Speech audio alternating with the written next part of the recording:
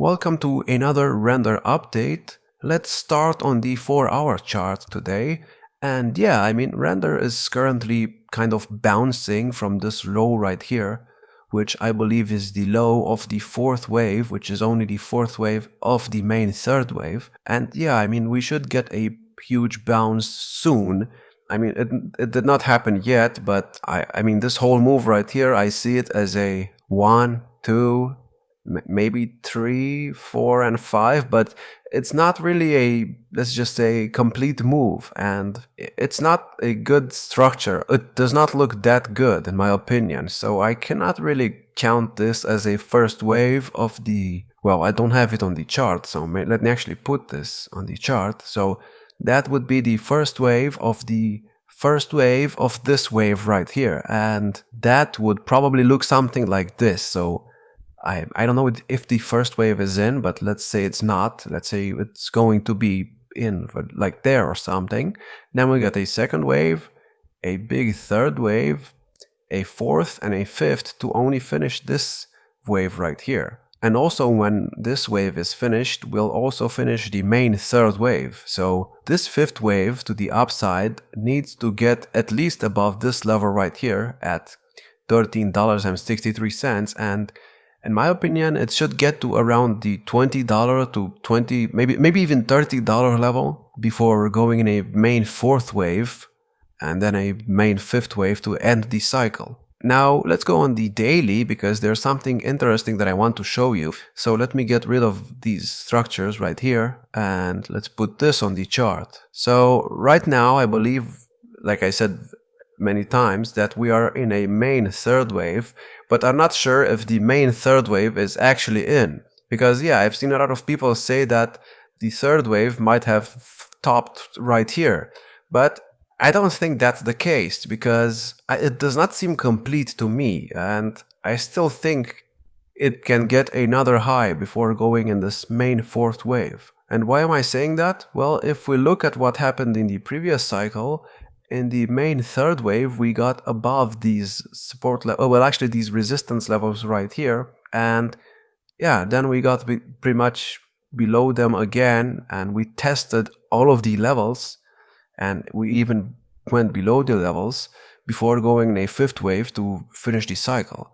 And right now in this cycle, we have not really done that. So yeah, we went above the 4.618 extension, but we did not get to the 1.618 at least yet. So I'm not saying that it's going to happen. I'm not saying that we will drop to like $4.50, but it's a possibility. Now, I'm not sure if this move right here mirrors this move right here, because, well, this move went up a lot more than what we had right now. So yeah, I'm 50-50 on this. Maybe the third wave is in, or maybe it's just still going. I'm not sure yet, and I will have to see what happens. If we somehow go below the 1.618, like we did in the previous cycle right here, then yeah, we'll most likely repeat what happened here. And let's see how much the price actually went down here. So from this third wave high, we went down about 87%, which is a lot. This was during the bull market, and it went down 87%. Could something like this happen again? Well, probably not. And why am I saying that? Well, the market cap is a lot bigger. It's much more difficult to go down like 87%. Now, going down, let's say about 77% would put us at like $3.07. Would I like to see that? Well, not really, because that would confirm that, yeah, the main third wave is in, and that we're getting a fourth wave right now. And that will most likely mean that the fifth wave will end in maybe February to March of next year. And then, yeah, we'll get a bear market for this coin. Now, why do I not want to see this happen? Why do I not want the fifth wave to finish next year in like March to February? Why do I not want the fifth wave to finish in February to March of next year? Well, if we do that, it's not going to go well with my Bitcoin price prediction. And why is that? Well, because I predicted that Bitcoin will top in October of 2025. And if that happens, then if we top right here in the fifth wave, when Bitcoin will go to all-time highs to maybe 200 to 300K, this coin will be in a bear market. Is that realistic? Not really, because when Bitcoin goes up, the altcoin market pretty much goes up with it. So the price going down in a bear market when Bitcoin is going to all-time highs does not really make a lot of sense. So this Elliott wave structure that I have right here, I mean, sure, it can be a good indicator of where the price might go, but this is most likely not going to be followed exactly because cryptos, I mean, sure, they react to Elliott waves and, I mean, support levels and stuff like that, but they do not necessarily respect the Elliott wave that much. Now, don't get me wrong. Of course, the Elliott wave is a very, very important thing to use when you analyze charts, but at least judging by what I have seen in the past, let's say 2 to 3 years, whenever the price goes up and it finishes 5 waves, if Bitcoin is still going up after that, the price does not drop because it finished the 5th wave. No, it just continues to go higher. So, I mean, yeah, I don't expect this coin to top in February to March of next year. I don't think that's going to happen and will most likely top whenever Bitcoin tops, so probably September to October of 2025. Also, let's talk about my price predictions again for this bull cycle. So I believe this cycle will end at around $39, maybe a bit higher if things are more bullish. And yeah, I mean, things are looking good right now. But an important level to watch is the 0.618 level right here. If we drop below it, then in my opinion, we'll most likely go in this main 4th wave. And this will mean that, yes, the 3rd wave actually topped right here. I mean, we have not gone below it, at least as of today, but if we do somehow go below it, then yeah, this will be the end of the 4th wave. And honestly, this would be a kind of bearish scenario. Now, of course, the price could still get to like $40, which is a lot. I mean, if we drop to like the $5 level, that's still like a 9x from there. So, I mean, yeah, that's still good. But what I want to see is this 3rd wave get extended to maybe like the 2.618 trend base Fibonacci extension, or maybe even the 3.618.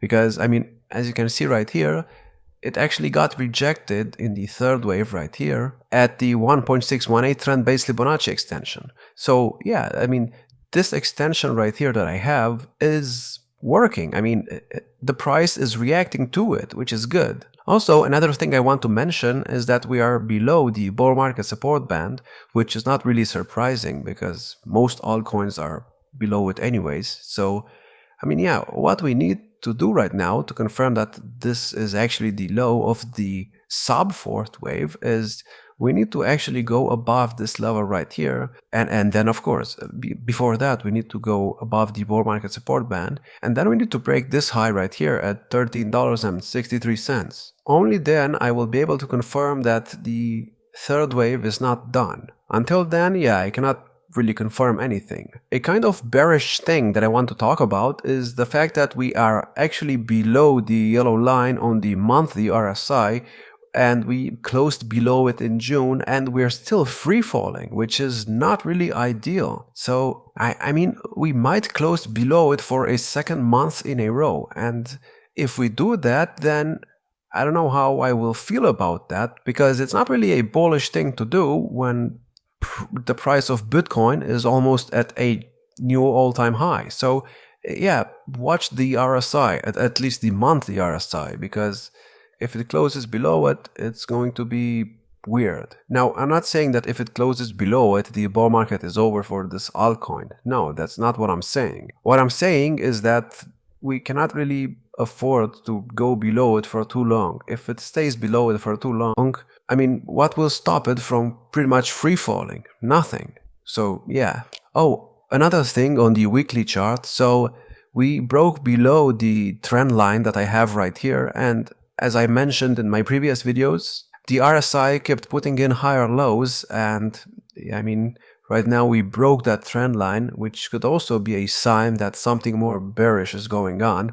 And yeah, I mean, we broke it, but we managed to go back above it, and now it's starting to go below it again. So this is kind of questionable in a way, because I mean, of course, this trend line could not mean anything, but this could also mean that something more different is going on in the market. Also, don't forget, we are at an RSI of like 43. If we somehow go below the RSI of like 42.9, or if we go below this higher low right here, then I mean, I can see the RSI drop to this level right here, and maybe even this level, which would put the price at, I mean, it would make it go down a lot, and I mean a lot. So yeah, please watch the RSI and let's see what the price does. I mean, right now it's not really doing anything, it's just pretty much going sideways. So let's see if we manage to go at least to the bull market support band, and let's see if we actually get rejected or if we get above it. So